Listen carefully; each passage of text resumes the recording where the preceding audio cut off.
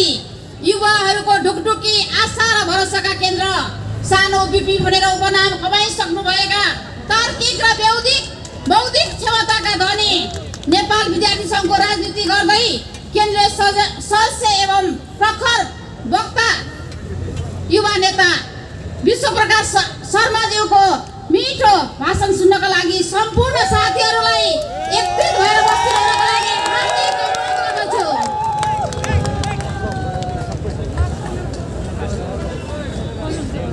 श्रद्धेय सभापति महोदय, मञ्चमा आसीन मैले सम्मान गर्नुपर्ने आदर गर्नुपर्ने यस क्षेत्रका सबै आदरणीय नेतृत्ववर्ग, परपरबाट यो आवाज सुनिरहनुभएका सबै आदरणीय दिदीबहिनी दाजुभाइहरू, समारोहमा सहभागी साथीहरू, पत्रकार मित्रहरू, सबैलाई म हार्दिक सम्मान गर्न चाहन्छु, हार्दिक अभिवादन गर्न चाहन्छु। कोटेश्वरको यो चोकमा उभिएर जय नेपालको न्यानो अभिवादन गर्न चाहन्छु।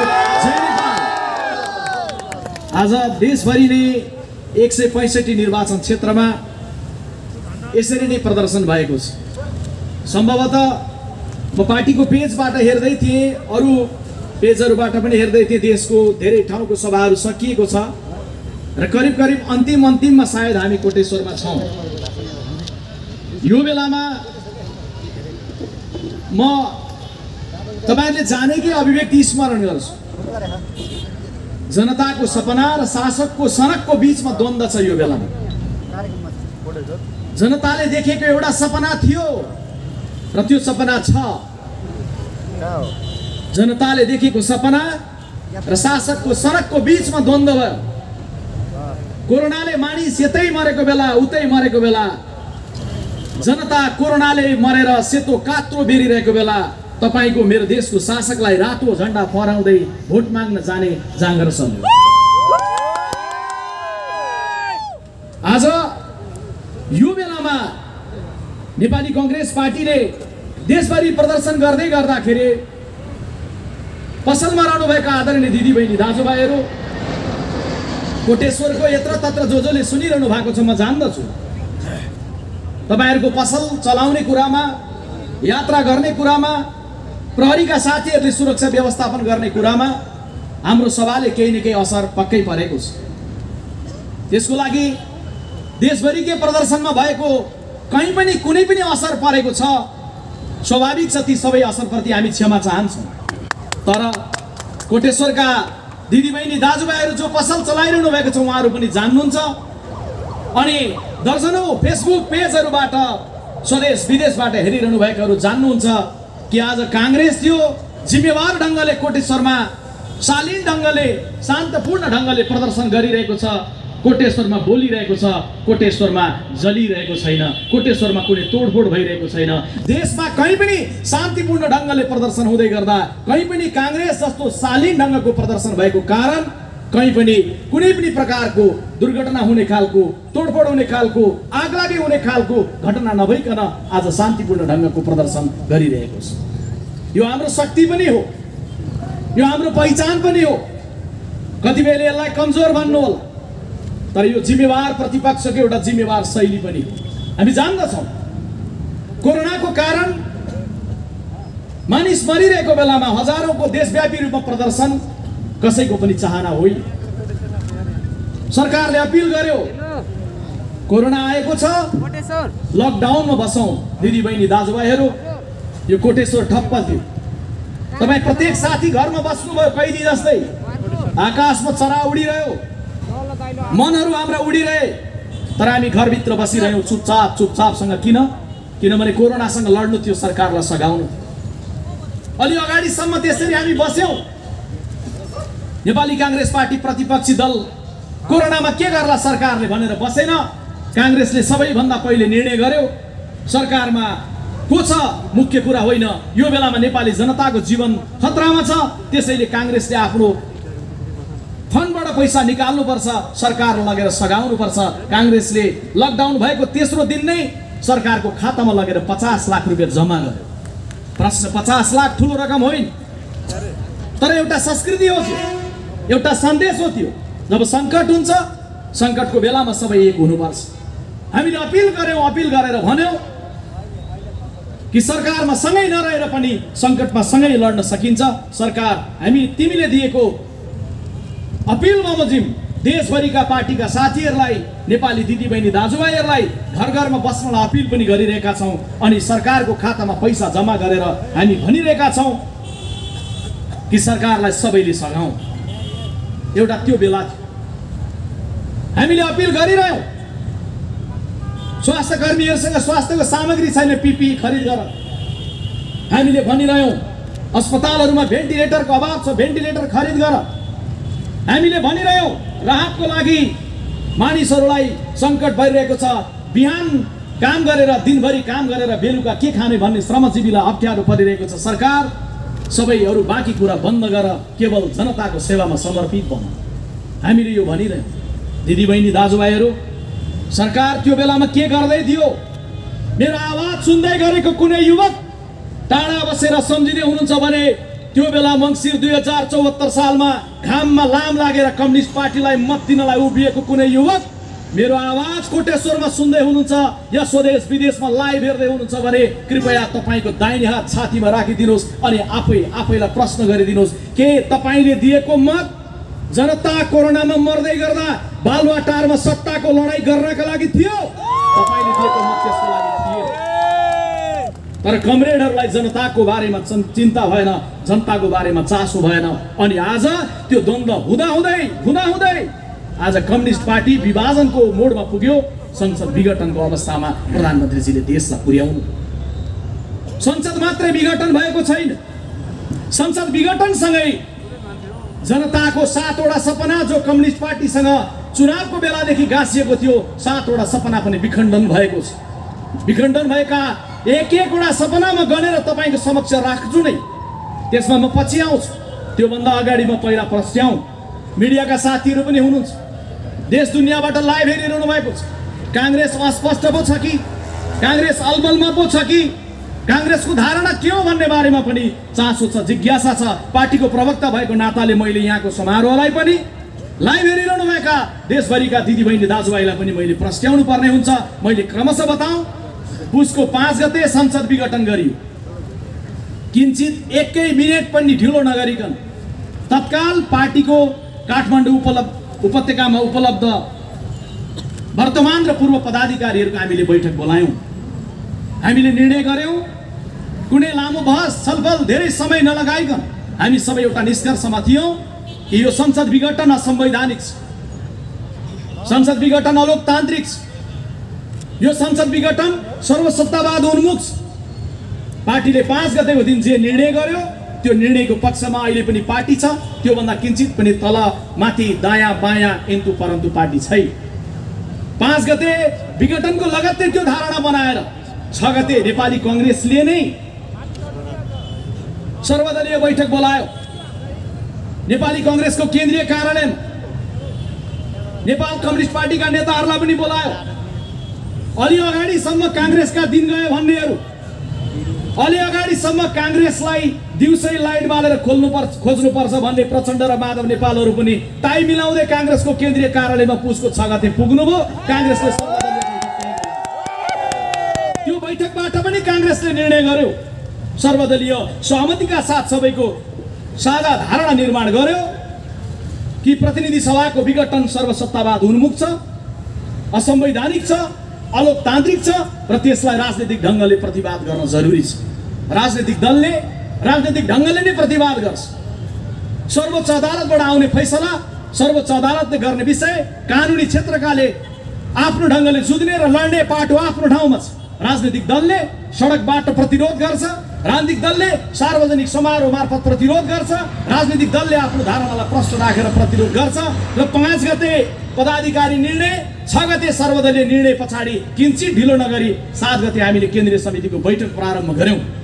देशभरिबाट आउनुभएका केन्द्रीय समितिका सदस्यहरूले बोल्ने क्रम चल्दै गर्दा नै 9 गते सभापति शेरबहादुर देउवाले प्रस्ताव गर्नुभयो र 13 गते आज संसद विघटन गरेको 1 हप्ता पुग्दै गर्दा आज हामी देशभरि हजारौंको संख्यामा लाखौंको संख्यामा छौं। किनभने हामी जान्दछौं हाउ डेमोक्रेसी डाइज भन्ने पुस्तकमा लेख्ने लेखक द्वयले लेखेका छन् कि अब दुनियाँमा प्रजातन्त्रलाई खतरा सैनिक जनरलहरूको बन्दुकले होइन, जनताबाट निर्वाचित भएका प्रधानमन्त्रीबाटै, जनताबाट निर्वाचित भएका राष्ट्रपतिहरूबाटै छ।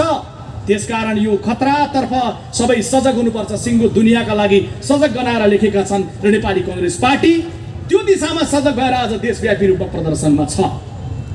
दिदीबहिनी दाजुभाइहरू, यहाँहरू जान्नुहुन्छ नेपाली कांग्रेस पार्टी प्रदर्शन गरिरहँदै गर्दाखेरि बडा संयमित पनि छ, गम्भीर पनि छ, जिम्मेवार ढङ्गले सोचिरहेको छ।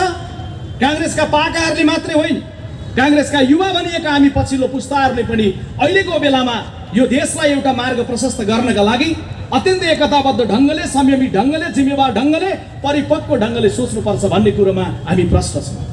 किनभने नेपाली कांग्रेस पार्टी जेठो हो, जेठो दल भएको नाताले जिम्मेवारीमा पनि जेठो हो। मैले बेला बेला बोल्दा भन्ने गरेको छु, जेठो सदैव जेठो हुन्छ। जन्मले पनि जेठो, सिद्धान्तले जेठो, जिम्मेवारीले जेठो, कर्मले जेठो, इतिहासले जेठो, आजको वर्तमानले जेठो, भविष्यको लागि जेठो। जेठो भएको नाताले अहिले मैले अपिल र आग्रह गर्नुपर्छ, जस्तै सङ्कट मुलुकमा परोस्, नेपाली कांग्रेस पार्टीले त्यो सङ्कटको बेलामा देशलाई ढाडस पनि दिन्छ।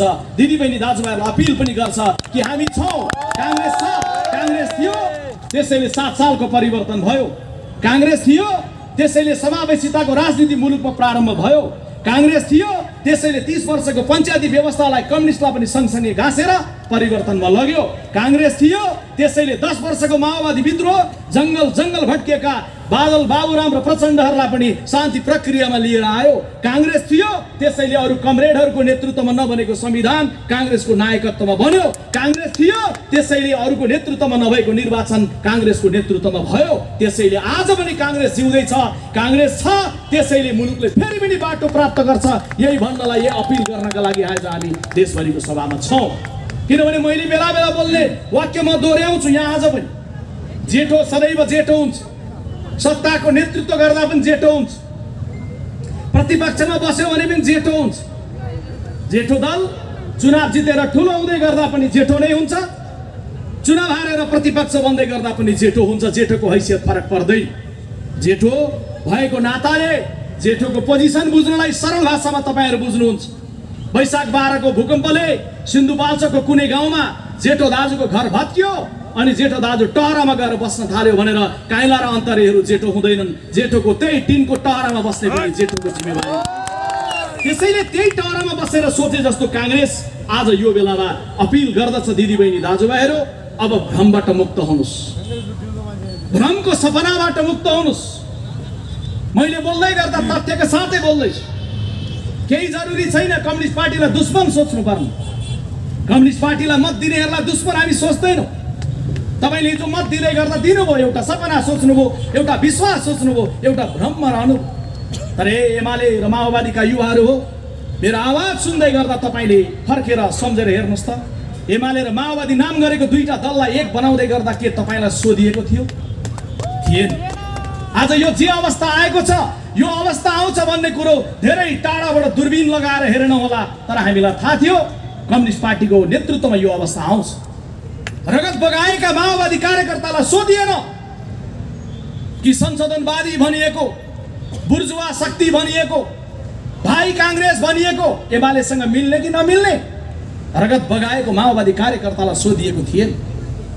अनि गाउँमा बसेर मेहनत गरेर, दुःख गरेर, जनताको सेवा गरेर मत लिन्छौँ कम्युनिस्ट पार्टीलाई भनेर एमाले बनाएर बचाएर बसेका एमालेका कार्यकर्तालाई सोधिएन कि कमरेड प्रचण्डको त्यो पार्टी जसलाई उग्र वामपन्थी गुरिल्लाहरूको पार्टी, उग्रवादीहरूको पार्टी बन्यो, यो पार्टीसँग मिल्ने कि नमिल्ने भनेर तिनलाई पनि सोधिएन। तपाईँलाई नसोधिकन काठमाडौँको एउटा कुनामा बसेर बनाइएको थियो पार्टी। त्यो पार्टी बनाउँदै गर्दा कुनै सिद्धान्तको एकता थिएन, कुनै गहिरो विश्लेषण थिएन। जम्मा जम्मी दुई थान कमरेडरलाई आलो पालो प्रधानमन्त्री बन्नु थियो, केपी ओलीलाई, प्रचण्डलाई, अनि तपाईँको कुनै सिद्धान्त दृष्टिकोण नराखिकन एकाएक एकता गरियो। त्यसबेलै हामीले भनेका थियौँ यो एउटा यस्तो मोटर बनाइदिएछ जुन मोटरमा माओवादको पेट्रोल पनि हालिँदैछ, बौद्धले जनवादको डिजेल पनि हालिँदैछ। डिजेल र पेट्रोल हालेर हिँडेको गाडी कोटेश्वरबाट गयो भने बानेश्वर नपुगिकन 3 गुणाको दुर्घटना हुन सक्छ हामीले भनेका थियौँ। त्यसैले यो जे हुनु थियो यो हुनु नै यही। त्यसैले दिदीबहिनी दाजुभाइहरू यो बेलामा आउँदै गर्दाखेरि हामी तीनटा परिदृश्यमा जाउँ। म तपाईँलाई तीनटा परिदृश्य सम्झाउँछु। एउटा परिदृश्य करिब 15 वर्ष अगाडि, 62-63 सालभन्दा अलि थोरै अगाडि, यतै मान्छे मर्दै थिए, उतै मर्दै थिए। 7 समुद्र पारीबाट कसैले सोध्यो तिम्रो देशमा के सस्तो छ भन्दा मेरो देशमा पेट्रोल महँगो छ, डिजेल महँगो छ, चामल महँगो छ, मेरो देशमा मान्छेको जिन्दगी सस्तो छ, मान्छेको रगत सस्तो छ भन्ने दिन थियो। रगत बगिरहेको थियो माओवादी विद्रोहको कारण।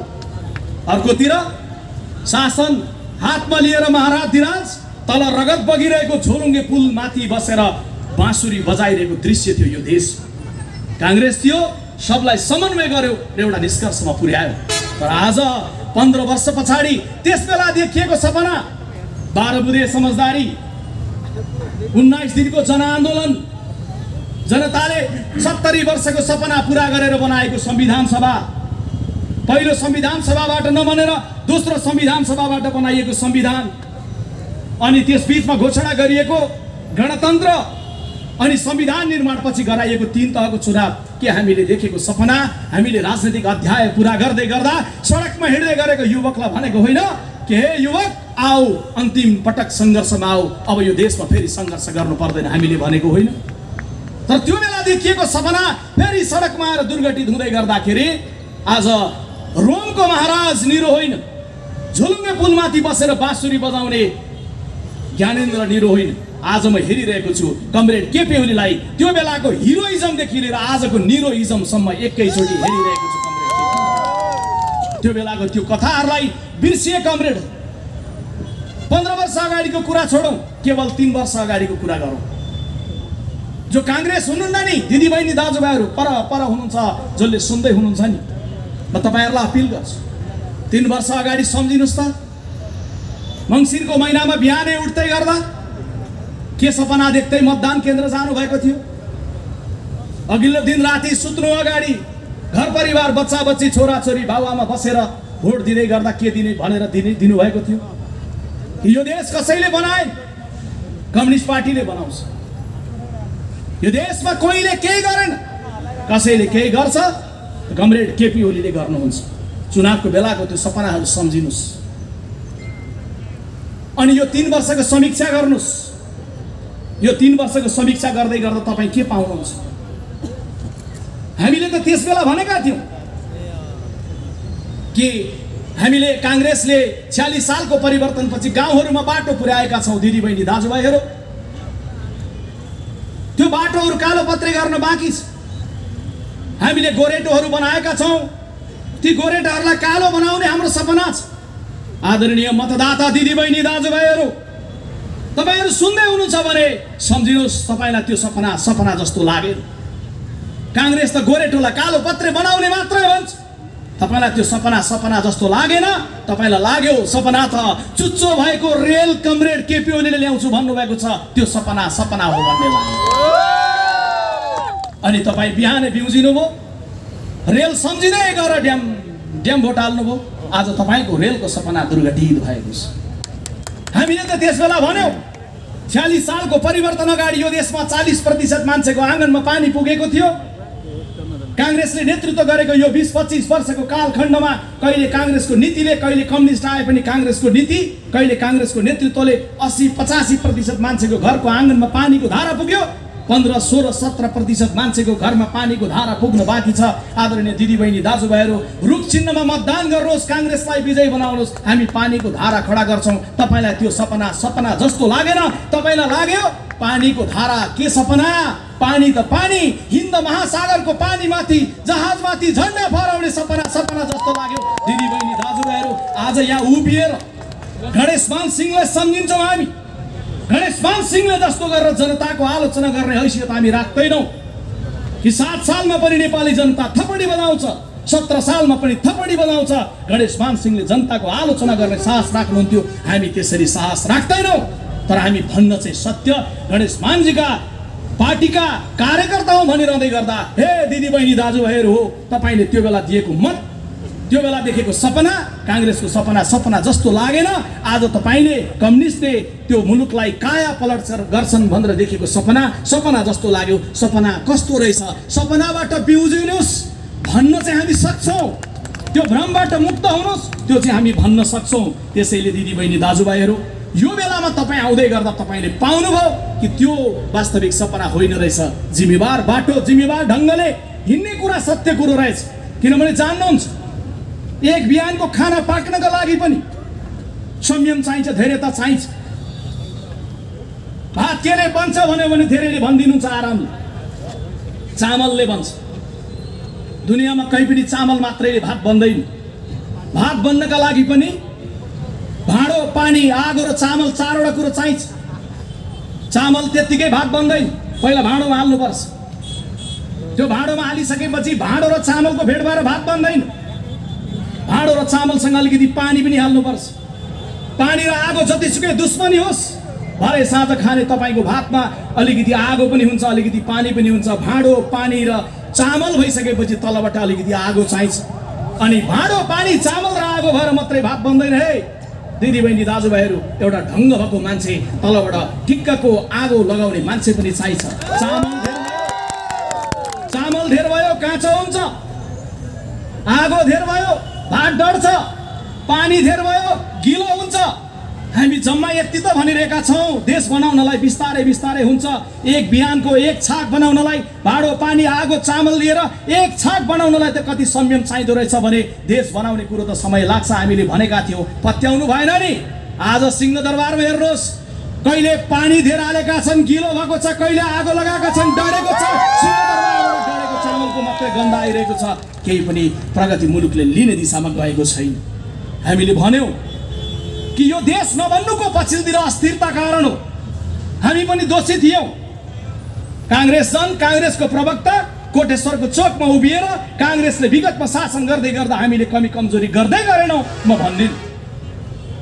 हामी जिम्मेवार ढङ्गले विगतमा शासन गर्दा हामीले गरेका कमजोरीको पनि समीक्षा गरिरहेका छौँ। एउटा जिम्मेवार राजनीतिक दलले 21औं शताब्दीमा जनताका सामुन्ने उभिएर बोल्दै गर्दा हामीभन्दा जनता चेतनशील छन्, हामीभन्दा पछिल्लो पुस्ता योग्य छन्, प्रविधिको जमाना छ, युवकहरू सबै बुझ्दछन् भन्ने हिसाबले हामी बोल्दछौँ। त्यो बोल्दै गर्दा मैले जिम्मेवारपूर्ण ढङ्गले भन्दै गर्दा हो, हामी जान्दछौँ हामीलाई पनि सरकार चलाउँदा कमी कमजोरीहरू भए। हामीले पनि शासन गर्दै गर्दाखेरि जुन गतिमा हुनु पर्थ्यो त्यो हुन सकेन। तर कम्तीमा काङ्ग्रेस एउटा कुरामा इमान्दार थियो। त्यो इमान्दार भनेको लोकतान्त्रिक प्रक्रियाका प्रति इमान्दार थियो, संसदीय शासन प्रणालीका प्रति इमान्दार थियो, जनतालाई धेरै ठुलो आश्वासन र आशा देखाउने होइन, गर्न सकिने कुराका प्रति इमान्दार थियो। गर्दै गर्दा कमजोरी भयो होला, त्यसलाई आत्मालोचित हुँदै जान्छौँ, हामी आफूलाई सच्याउँदै जान्छौँ। तर दिदीबहिनी दाजुभाइहरू, तपाईँहरूलाई बताउँदै गर्दा भन्छौँ यी समग्र घटनाक्रमबाट हामी परिवारचित भएर नयाँ ढङ्गले मुलुकलाई नेतृत्व गर्ने ढङ्गले नेपाली काङ्ग्रेस पार्टी आइरहेको छ, आउँदैछ। र त्यो आउने क्रममा यो संविधान बनाउँदै गर्दा हामीले आफूलाई पनि सच्याउने ढङ्गले, आफूलाई पनि दबाब दिने ढङ्गले संविधानमा केही व्यवस्था गरेका थियौँ कि बार बार सरकारहरू नढलोस्। अरू देशमा सरकार बने चलाउनका लागि, नेपाल देशमा सरकार बने ढलाउनका लागि भन्ने मनोविज्ञान बन्यो। त्यसैले हामीले संविधानमा के व्यवस्था गर्यौँ? 4वटा व्यवस्था गर्यौँ। जुन व्यवस्था अनुसार हाम्रो बनोस् या कम्युनिस्ट पार्टीको सरकार बनोस्, त्यो सरकारले पुरा अवधि काम गरोस्, अस्थिरता नहोस्, भनिएका सपनाहरू पुरा गर्न जिम्मेवार ढङ्गले लागुन्। काम गर्नलाई प्रधानमन्त्रीलाई होस् या चुनाव जितेको दललाई होस्, समय मिलोस्। हामीले त्यसैले संविधानमा निधो गर्यौँ कि 2 वर्षसम्म प्रधानमन्त्री बनेको कसैका विरुद्ध अविश्वासको प्रस्ताव ल्याउन पाइन्न। एक।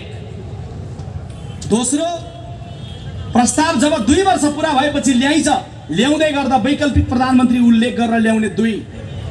तेस्रो, अविश्वास प्रस्ताव एकचोटि आइसकेपछि फेरि 1 वर्षसम्म ल्याउन नपाउने। तेस्रो।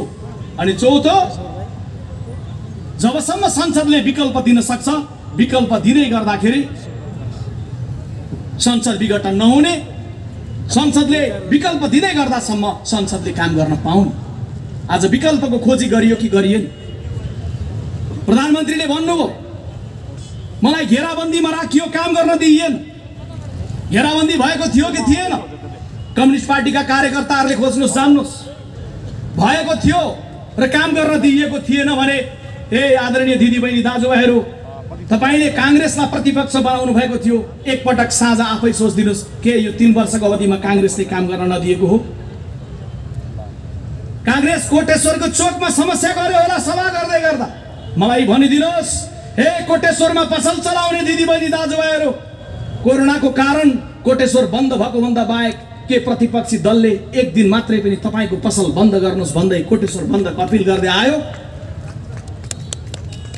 कोटेश्वरको चोकमा टायर बालेर टायरको मुस्लोले तपाईको अनुहारमा गाह्रो भएर टायरको धुवाँ पारी सत्तापक्ष र टायरको धुवाँ मारी प्रतिपक्ष के कोटेश्वरमा भयो? या देशभरि सुनिरहनु भएका कहीँ पनि के कांग्रेसले त्यो खालको व्यवहार गर्यो? के कांग्रेसले यो ढंगले काम गर्न नदिने अप्ठ्यारो पार्यो? आजको प्रदर्शन चौथो प्रदर्शन हो। 74 सालमा सरकार बन्यो, 75 को साउनमा एउटा, 76 को साउन भदौतिर अर्को, 77 सालको अस्ति मङ्सिरको 29 गते तेस्रो र आज हामी चौथो, जम्मा 3 वर्षमा 4 वटा प्रदर्शन गर्दैछौँ। के हामीले यो ढंगले कुनै असह्य गर्यौँ, घेराबन्दी गर्यौँ? त्यसैले आज हामी यो चोकमा उभिएर सोध्न चाहन्छौँ, कोटेश्वरमा उभिएर सोध्न चाहन्छौँ, 165 निर्वाचन क्षेत्रमा उभिएर सोध्न चाहन्छौँ, जनतालाई सपना देखाएर मत लिएर, जनताबाट बहुमत लिएर, अझै बहुमत मात्र हैन 2/3 झण्डैको बहुमत लिएर, हे सम्माननीय प्रधानमन्त्रीज्यू, जनतालाई दिएर बनाइएको थियो संसद आज कहाँ छ? हामी त्यो संसद खोज्नलाई यहाँ सडकमा आएका छौँ। प्रधानमन्त्रीज्यू, पार्टीभित्रको द्वन्द्वले विघटन गर्ने, आगामी दिनमा कांग्रेसले बहुमत लिएर आउँछ अनि फेरि कांग्रेसको द्वन्द्वले हामी विघटन गरौँ, फेरि कम्युनिस्ट पार्टीको बहुमत आउनु विघटन गरौँ? यो देशमा वर्षैपछि चुनाव, यो देशमा गर्नुपर्ने अरू कर्म केही छैन? बालुवाटारमा लडाई गर्दै गर्दा ख्याल भयो कि भएन? खाडीको मुलुकमा 50 डिग्री सेल्सियसमा कसरी युवकहरू काम गरेर बसिरहेका छन्, सम्झना भयो कि भएन? त्यसैले यो बेलामा कसैलाई लाग्ला कि कमरेड केपी ओलीले घेराबन्दीमा परेर संसद विघटन गरे भन्दै गर्दा कमरेड केपी ओली पहिलो दोषी, कमरेड केपी ओली दोस्रो दोषी, कमरेड केपी ओली तेस्रो दोषी होइन। कमरेड केपी ओली सबैभन्दा महान दोषी, मुख्य दोषी। यो देशको शासन सत्ता चलाएर कमरेड केपी ओली होइन, बोलीका रूपमा मात्रै परिचय बनाउनु, बोल्न मात्रै जान्नु। जान्दछु म पनि झापाको भएको नाताले विश्वप्रकाश शर्मा पनि झापाकै मान्छे हो। झापाको कुन गाउँमा उखानको बोट कहाँनिर छ भन्ने कुरो मैले पनि जानु होला, तर बोलेर मात्रै हुँदैन। प्रधानमन्त्रीजी केवल बोलीका रूपमा प्रस्तुत हुनु, तर आज यो चाहिँ दुर्घटना भएको छ, यो दुर्घटनाको पहिलो दोषी कमरेड केपी ओली हो।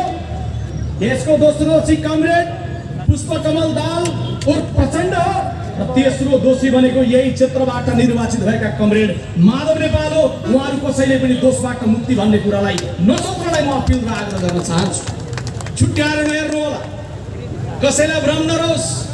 कांग्रेस ओलीसँग उभिनेछ, प्रचण्ड माधव नेपाललाई बाई गर्नेछ। कसैलाई भ्रम नरहोस्, कांग्रेस प्रचण्ड माधवसँग एक ढङ्गले सडकमा जानेछ, ओलीसँग दूरी हुनेछ। हामी न ओलीसँग नजिक छौँ, न हामी प्रचण्ड माधवसँग नजिक छौँ। हामी नजिक छौँ त नेपाली जनतासँग नजिक छौँ, कांग्रेसको झन्डासँग नजिक छौँ, कांग्रेसको सिद्धान्तसँग नजिक छौँ। त्यसैले हामी जान्दछौँ कि अहिले यो बेलामा स्मरण गराउनुपर्छ, हे कमरेडहरू, कांग्रेसले त पहिले भनेको थियो वैशाख 17 गते 2076 सालमा निर्णय, 77 सालमा निर्णय गरेर आजभन्दा 9 महिना अगाडि हामीले निर्णय गर्न भनेका थियौँ। 8-9 महिना अगाडि वैशाख 17 गते जब स्वास्थ्य सामग्रीमा सम्म भ्रष्टाचार हो, हामीले निर्णय गरेर भन्यौँ कि कमरेड केपी ओलीको सरकारले शासन गर्ने नैतिक र राजनैतिक आधार गुमाइसकेको छ। तपाईँलाई लाग्ला कांग्रेसले भन्यो तर हटाएन किन? कांग्रेससँग हटाउने गणित थिएन। कांग्रेसले जिम्मेवार ढङ्गले यो मात्रै भन्न सक्थ्यो कि केपी ओलीसँग शासन गर्ने राजनैतिक रणनीतिक आधार छैन। त्यो छैन भनिसके पछाडि विकल्प खोज्नुपर्ने कर्तव्य नेपाल कम्युनिस्ट पार्टीका नेताहरूको थियो। म सम्झिन्छु कमरेड माधव नेपालले संसदमा गुनगुनाउनु भएको, मेरो देश डुब्न लाग्यो, कोही माझी बचाइदेऊ। कमरेड माधव नेपाल, तपाईले मैले बोल्दै गरेको आवाज तपाईको घरसम्म पुग्दैछ भने पुगेकै क्षणमा गुनगुनाइदिनु होला। फेरि पुगेको छैन भने मिडिया पढेर फेसबुक लाइभ हेरेर सम्झिदिनु होला। के तपाईले भन्नुभएको होइन संसदमा उभिएर बोल्दै गर्दा 1.5 वर्ष अगाडि मेरो देश डुब्न लाग्यो, कोही माझी बचाइदेऊ। अनि 1.5 वर्षसम्म डुब्न लागेको दिन गन्दै गन्दै अहिले डुबिसक्यो। तपाईँको सरकारले डुबाउनतिर लाग्यो अनि बल्ल हामी यहाँ छौँ भनेर रक्तबाट सडकमा आइपुग्यो तपाईँ। त्यसैले दोष माधव नेपालजीले दोष लिनुहुन्न भन्ने कुरो बिल्कुलै होइन।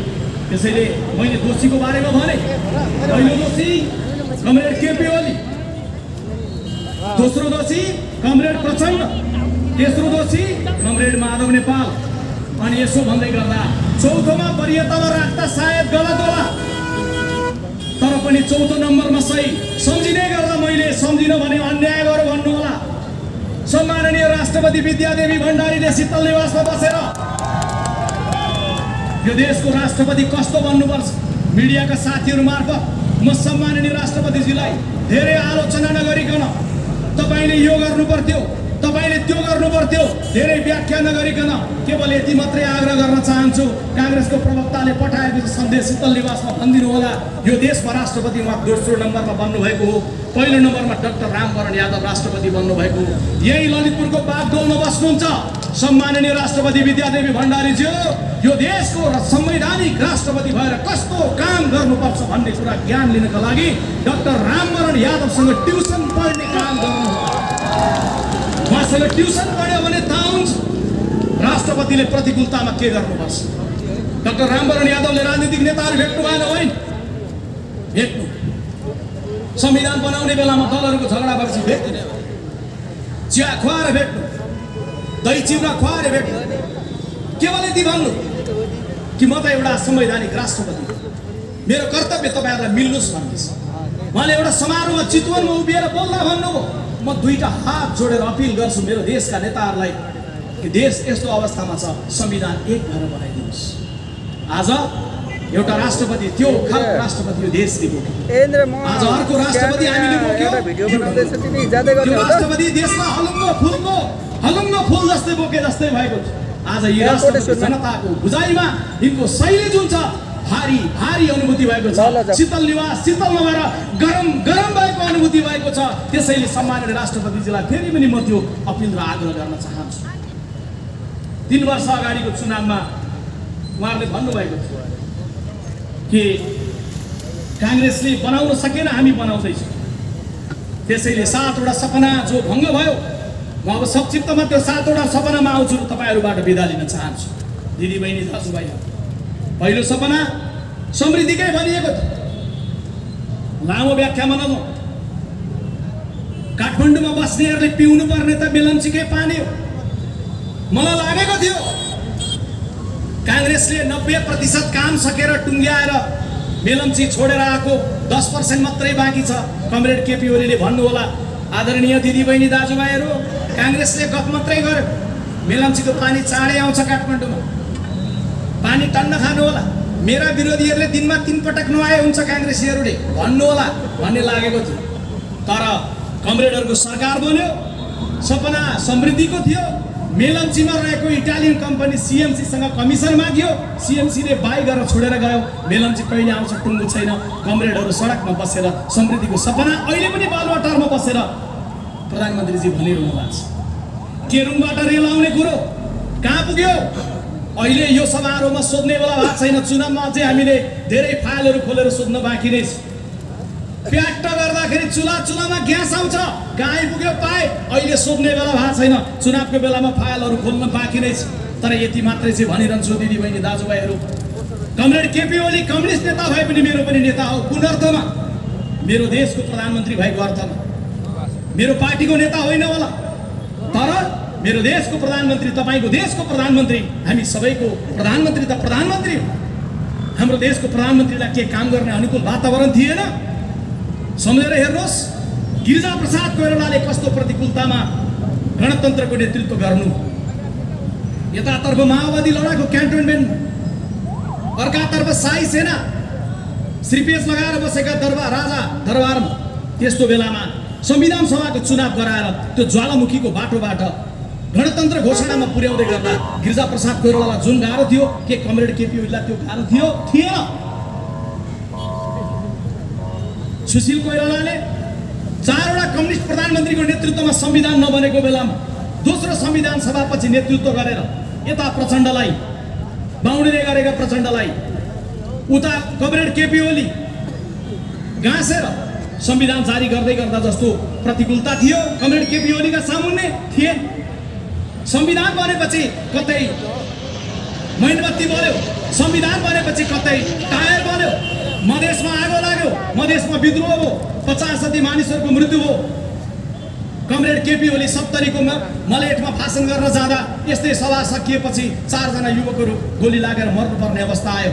त्यो मधेसमा आगो लागेको बेलामा शेरबहादुर देउवाले मुलुकको प्रधानमन्त्री भएर मधेस र पहाड सबैलाई समन्वय गराएर 3 तहको चुनाव गराए जस्तो के कमरेड केपी ओलीका सामुन्ने त्यो प्रकारको उकालो, त्यो प्रकारको अप्ठ्यारो थिएन। उहाँका सामुन्ने हाइवेमा आएको थियो मुलुक, शान्ति भएको, संविधान बनेको, 3 तहको चुनाव भएको, वडासम्म वडा सरकारहरू बनेको, योभन्दा सुन्दर इतिहासको दिन आदरणीय दिदीबहिनी दाजुभाइ के हुन सक्थ्यो? यस्तो अवसर कसले पायो होला? त्यसैले एमाले र माओवादीको युवक टाढा रहेकाले फेरि पनि सम्झिदिनुहोस् त। विश्वप्रकाश काङ्ग्रेसको प्रवक्ता हो, काङ्ग्रेसको कुरा गर्दैछ, नसोच्नुहोस्। यो कुरा काङ्ग्रेसको कुरा होइन, यो कुरा देशको कुरा हो। देशले एउटा बाटो पाएको थियो, तर के गरिदिनु, कुन अवस्थामा पुर्याइदिनु? त्यसैले समृद्धिको सपना त्यो ढङ्गले उहाँले दुर्घटनामा पुर्याउनु। उहाँहरूले भन्नुभएको थियो दोस्रो सपना खण्डित कुन भयो? राष्ट्रियता बलियो हुनेछ। काङ्ग्रेसको पालामा राष्ट्रियता कमजोर, तर काङ्ग्रेसले संसदमा उभिएर लिपुलेक, लिम्पियाधुरा, काला पानी सहितको नक्सा पारित गर्न काङ्ग्रेस उभिएको होइन। आज कहाँको त्यो नक्सा? कहाँ थन्काइएको छ नक्सा? हुम्लामा सीमा मिचिँदै गर्दा कहाँ हुनुहुन्छ कमरेडहरू? किन मौन हुनुहुन्छ? किन अनेक देशका दूतावासका राजदूतहरू नेपाल कम्युनिस्ट पार्टीका नेताहरूको घर घरमा चालिरहेको छ? यो कस्तो राष्ट्रियता हो? यो कस्तो राष्ट्रवाद हो? के राष्ट्रियता बलियो भएको अवस्था हो?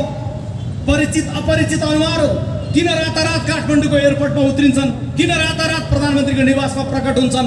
किन काने खुसीहरू हुन्छ? के यो देशको राष्ट्रियता जनताको हृदयबाट होइन, त्यो प्रकारको मनोविज्ञानबाट बन्ने के यो राष्ट्रियतालाई बलियो बनाइएको अवस्था हो? तेस्रो सपना राष्ट्रियतापछि भङ्ग भएको बजार भाउ छ। पसलमा बेच्न बस्नुभएको आदरणीय दाइले या दिदीले बेच्दै गर्दा किन्दै गरेकोले भन्छ कति महँगो बेच्नु भयो। बेच्नेलाई थाहा छ कि यो सामानको भाउ कहाँबाट बढेर आएको छ, किन्नेलाई पनि थाहा छ। मैले हिजो भोट हाल्दै गर्दाखेरि बजार भाउ घट्छ भनेर मैले भोट हालेँ, आज किन्न जाँदा त छैन। प्रधानमन्त्रीको भाषण सम्झियो, संसदमा भने प्रधानमन्त्रीले भनिदिनु भयो एक दिन। हाम्रो एकजना सांसदले सोध्नुभयो, सम्माननीय प्रधानमन्त्रीज्यू चुनावको बेला भन्नुहुन्थ्यो म प्रधानमन्त्री भएँ भने बजार भाउ ओह्रालो लाग्छ भन्नुभएको थियो, आज बजार भाउ कहाँ पुग्यो थाहा छ? प्रधानमन्त्रीले जवाब दिँदा भन्नु, म सानो छोदा सुकामाना घिउ पाउँथ्यो, 90 रुपियाँ तोला सुन पाउँथ्यो, त्यो खोजेर त हुँदैन नि कमरेड भन्दैन। के यही जवाब सुन्नका लागि तपाईँले बजार भाउ घट्छ भनेर भोट दिनुभएको थियो? तपाईँको सपना त्याग।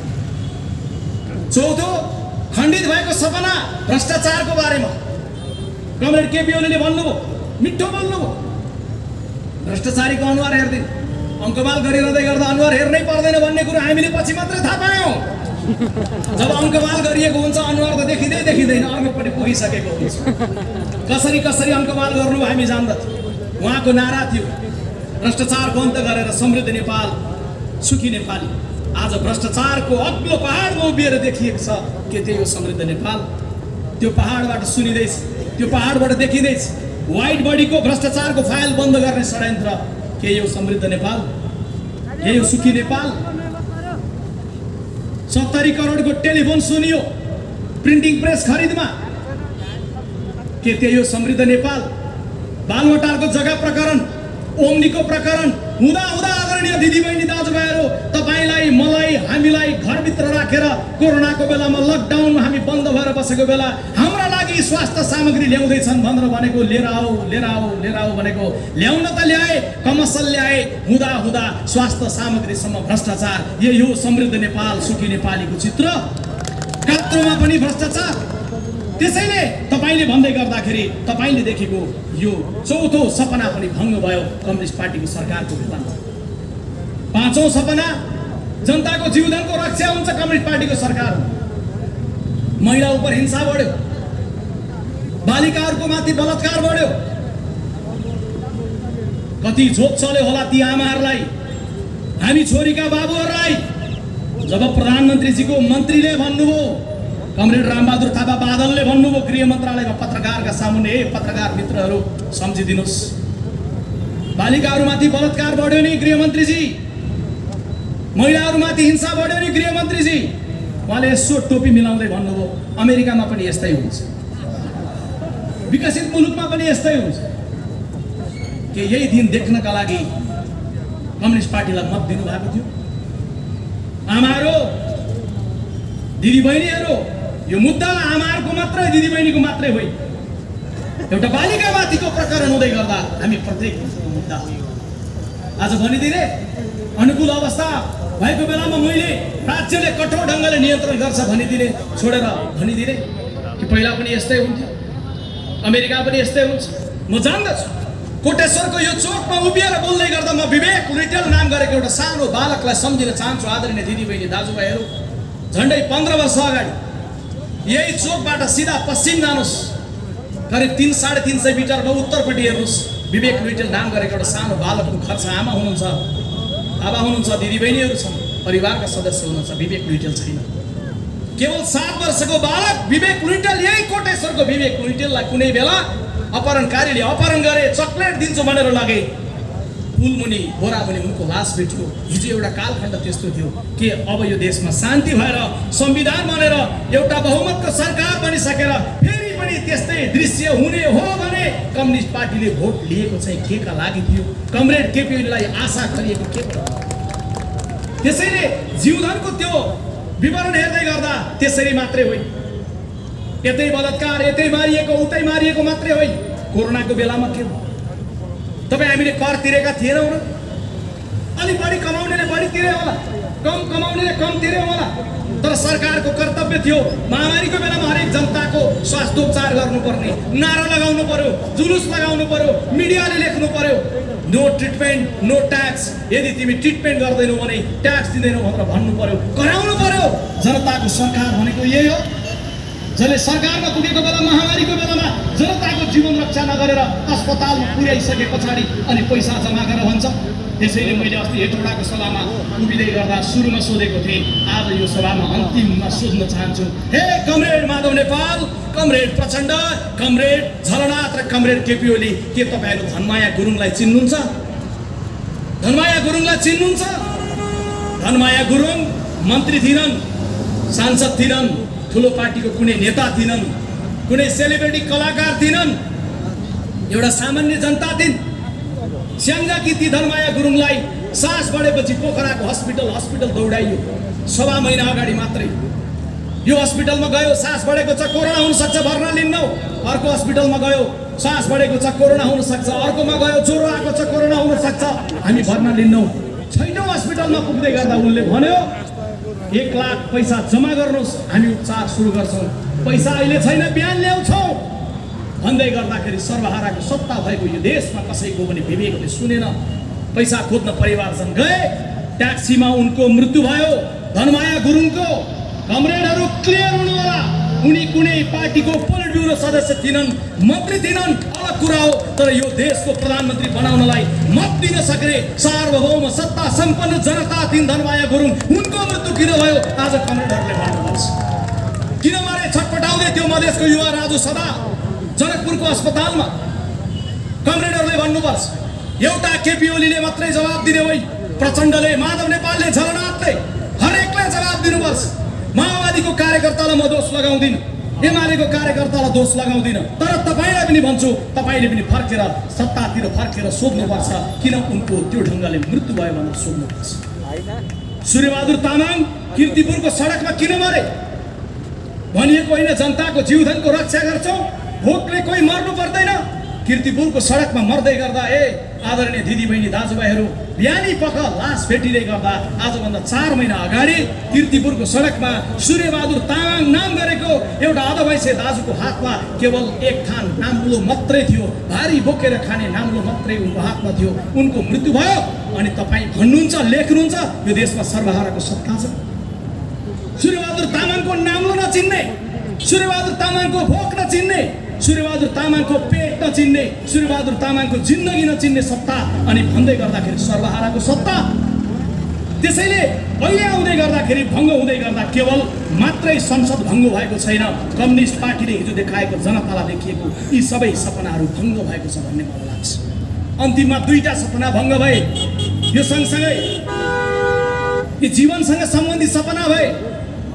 त्यसपछि भङ्ग भएको सपना लोकतन्त्र बलियो बन्छ भन्ने, शक्ति प्रधानमन्त्रीको कार्यालयमा थुपार्ने, जो लोकतन्त्र बलियो हुने, अनेकौं विधेयक लिएर आउने संविधान विपरीत लोकतन्त्र बलियो हुने।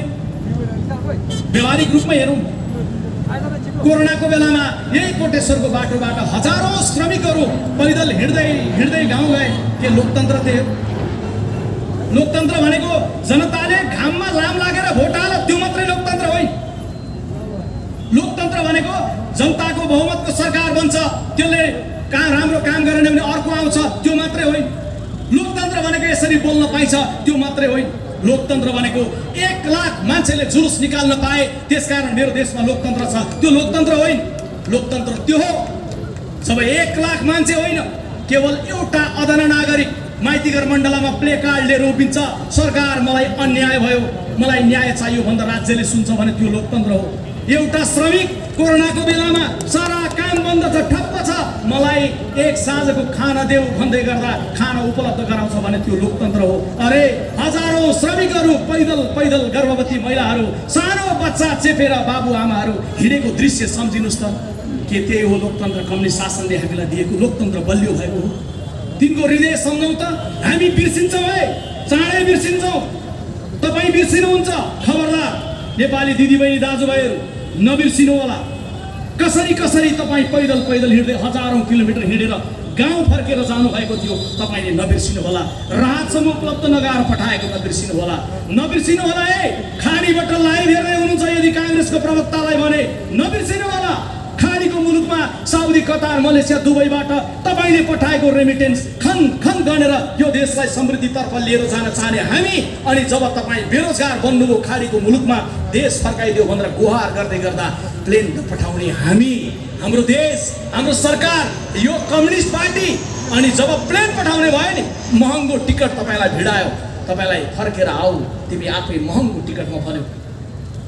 यही हो लोकतान्त्रिक प्रणाली, कम्युनिस्टहरूको शासनमा हामीले भोगेको। त्यसैले मैले तपाईँहरूलाई अन्तिममा आग्रह गर्न चाहन्छु दिदीबहिनी दाजुभाइहरू, यसमा अन्तिममा यो लोकतन्त्र पछिको अन्तिम कुरा भनेको केवल स्थिरताको हो। भङ्ग भयो सपना, स्थिरता। स्थिर सरकार भयो भने देश बन्छ।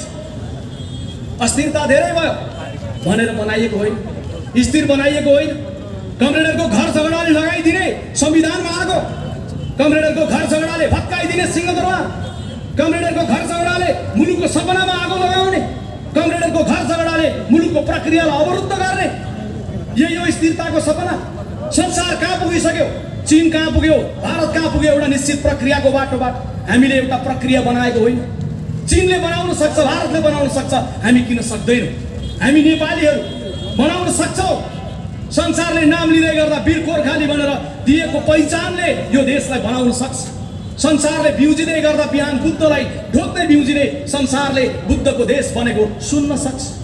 संसारमा मान्छे मरिसके पछाडि मरेको मान्छेको मुटु जिउँदोमा ट्रान्सप्लान्ट गर्दै गर्दा अस्ट्रेलियाको अस्पतालमा भयो होला, तर ट्रान्सप्लान्ट गर्ने डाक्टर कुमुद धिताल एउटा नेपाली आमाको छोरा थिए। मरेको मान्छेको मुटु जिउँदोमा ट्रान्सप्लान्ट गर्दै गर्दा यो देशमा नवीन राष्ट्रभक्ति र देशको समुन्नतिको सपना जागृत गर्न सकिन्छ, नसकिने भन्ने कुरो छैन। तर स्थिर सरकारलाई भङ्ग गरेर अनि कमरेडहरू सपनाको एउटा नयाँ यात्रा पुरा गर्दै हुनुहुन्छ। त्यसैले आज पार्टी प्रवेशको यहाँ कार्यक्रम राखिएन। मलाई उपेन्द्रजीले भन्दै हुनुहुन्थ्यो, क्षेत्रका सभापति उपेन्द्र कार्कीजीले 100 बढी युवाहरू पार्टी प्रवेश गर्ने भन्दैछन्। कहिले गर्नु? उचित समयमा गर्नुहोस्। आज विरोध प्रदर्शन मात्रै गर्नु। म झापाको क्षेत्र नम्बर 1 मा केही दिन अगाडि मात्रै 450 जति नेपाल कम्युनिस्ट पार्टीका 101 युवाहरूलाई अबिर लगाएर टिका लगाएर काङ्ग्रेसमा प्रवेश गराएर आएको छु। जहाँ हेरेको छौँ हजारौंको संख्यामा आइरहेका छन्। त्यसैले म अपिल र आग्रह गर्न चाहन्छु यो विरोध सभा मार्फत, जहाँ हुनुहुन्छ एकपटक छातीमा हात राख्नुहोस्, अन्तरात्मालाई सम्झिनुहोस्। भगवानलाई मान्नुहुन्छ भने भगवानलाई सम्झिनुहोस्, मान्नुहुन्न भने कमरेड कार्ल मार्क्सलाई पनि सम्झिनुहोस्। कोरोनाको महामारी भइरहेको बेलामा एउटा स्थिर सरकारलाई अस्थिर बनाएर संसदलाई विघटन गरेर जुन नाटक प्रस्तुत गरिरहेका छन्, यो नाटक प्रस्तुत गरिरहेको बेला म त पहिले पनि मुठी बटार्थेँ, पहिले पनि लाल सलाम भन्थेँ, पहिले पनि कमरेड थिएँ, म त मरुन्जेलसम्म यहीसँग बसिरहन्छु भन्ने कुरालाई छोडिदिनुहोस्। एउटा सपनाबाट मुक्त हुनुहोस्, भ्रमबाट मुक्त हुनुहोस्। कम्युनिस्ट पार्टीको बाटोबाट यो देशले समुन्नति प्राप्त गर्दैन। स्वाधीनतादेखि शान्तिसम्म नेतृत्व गरेर आउने काङ्ग्रेसले नै फेरि पनि यो मुलुकलाई सही बाटो दिने हो। त्यसैले नेपाली काङ्ग्रेस पार्टीको तर्फबाट आज देशभरि विरोध सभामा जाँदै गर्दा गलत भएको छ। यो गल्तीको विरुद्ध सबै सङ्गठित हो, अपिल र आग्रह हामी गरिरहेका छौँ। एउटा नयाँ सम्भावनालाई नयाँ ढङ्गले काङ्ग्रेसले नेतृत्व गरेर जानेछ भन्ने अपिल र आग्रह गरिरहेका छौँ। यति नै अपिल र आग्रह गर्दै एकपटक कमरेड माधव नेपालको घरसम्मै गुन्जिने गरी बालुवाटारमा कमरेड केपी ओलीजीको यताको घर बालुवाटार होस् कि यताको बालकोटको दरबार होस्, त्यहाँसम्म पुग्ने गरी पेरिस डाँडामा नेकपाको कार्यकर्ताहरूसहित कमरेड प्रचण्ड बसिरहनु भएको छ भने त्यहाँ पनि सुन्ने गरी एकपटक जोडसँग लगाइदिनुहोस् नारा जय नेपाल, अझै जोडसँग हात तल्लाएर लगाइदिनुहोस् जय नेपाल। यति भनेर मेरो अभिव्यक्ति टुङ्ग्याउन चाहन्छु। नमस्कार, धन्यवाद, जय नेपाल।